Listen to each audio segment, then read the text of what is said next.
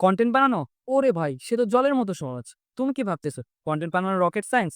না ভাই, আমি আগে ভাবতাম ক্যামেরা অন করব, ২ টা কথা বলব, ব্যাস হয়ে গেল। আসলে বিষয়টা এরকম না।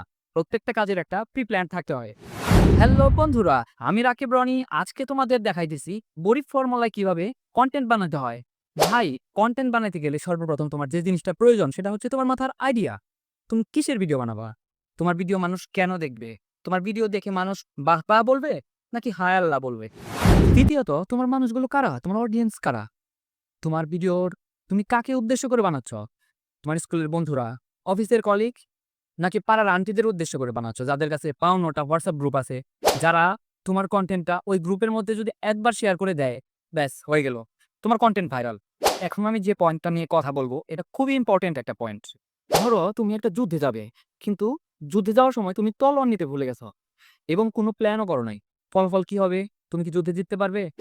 কনটেন্ট বানাতে গেলেও সেম। তুমি আগে লিখো এবং পয়েন্ট ধরে, ধরে বলো। আর মাঝে, মাঝে বলো, "ভাই, এই লাইনটা একদম মিস করিস না।" তাহলে দেখবে অডিয়েন্স তোমার ভিডিওর দিকে আকর্ষিত হবে।